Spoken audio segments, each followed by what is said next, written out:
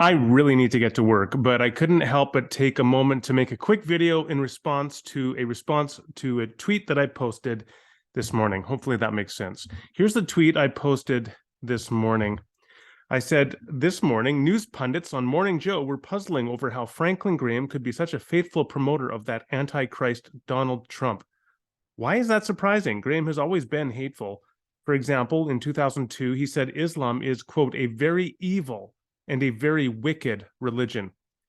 And I mean, I need to underscore just how offensive these words are, which Graham has repeated similar words on other occasions.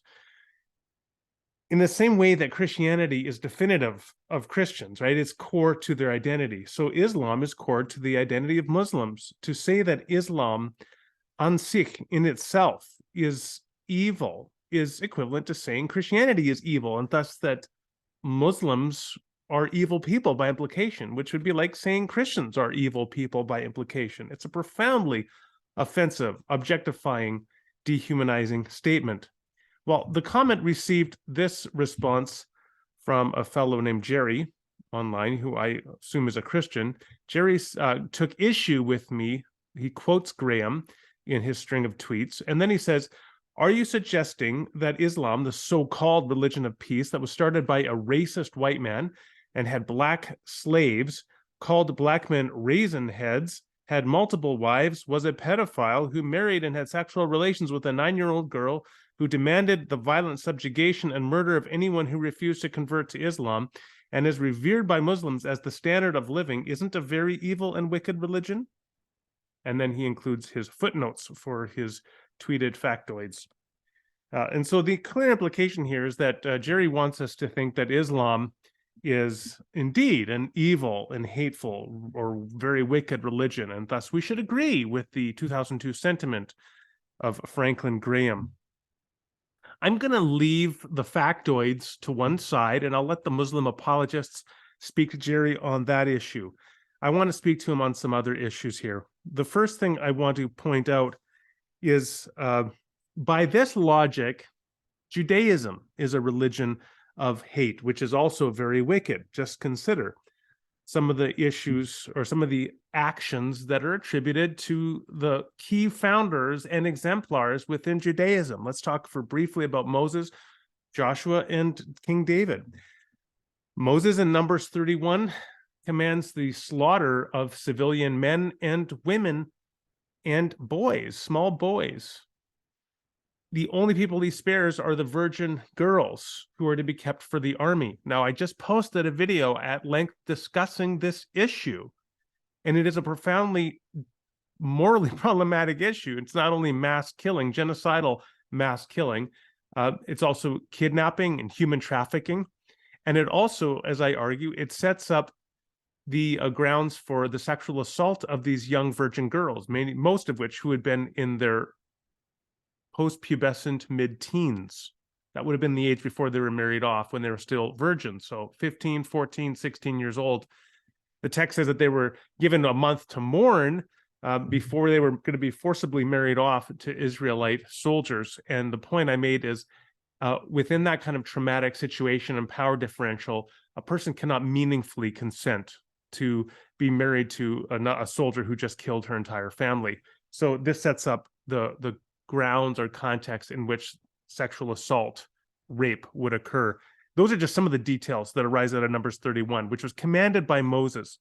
Moses, of course, gave the law, which includes such actions as the punitive amputation of limbs and also stoning people to death, pelting them to death with rocks, even insubordinate children.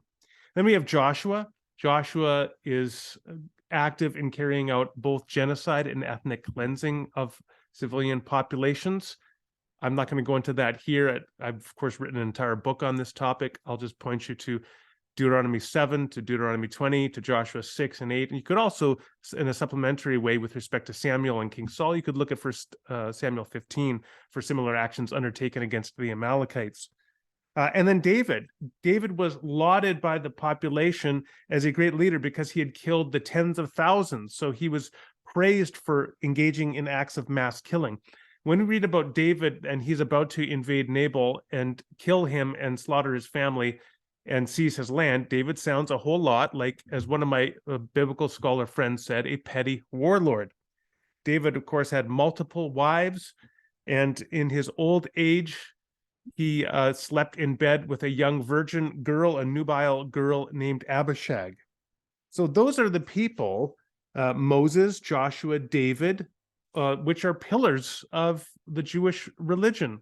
So if we accept the factoids that Jerry has posted here with respect to Muhammad, we ought to likewise accept with respect to Moses, Joshua, and David, that Judaism is a evil and very wicked religion, which, I don't know, that sounds rather anti-Semitic to me.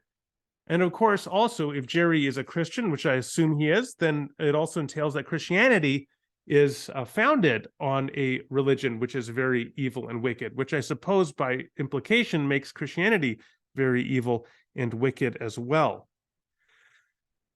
What is this? What is the way forward here? I mean, I think the way forward for Jerry and people like Jerry is to abandon what is clear Islamophobia and to get out and talk to Muslims, get to know Muslims. I had some wonderful Muslim neighbors a few years ago. Well, they moved out about 2 years ago, but they were wonderful people. I have several Muslim friends. I've hosted dialogue events with Muslims and Christians. One of them was with the Christian theologian and apologist, I should say, Andy Bannister. I also hosted an event at my church, Greenfield Church, and one of the participants was a Muslim theologian and philosopher. These are wonderful opportunities to get to know people from another religion, and hopefully to dispel some of the myths that Jerry is perpetuating by trying to justify this hateful rhetoric that Islam is a wicked and evil religion. Another thing I would recommend is read some good books by Muslims, and I would start with this one, frankly, I Shall Not Hate. This is written by a doctor working in the occupied territories whose daughters were killed by Israeli missile.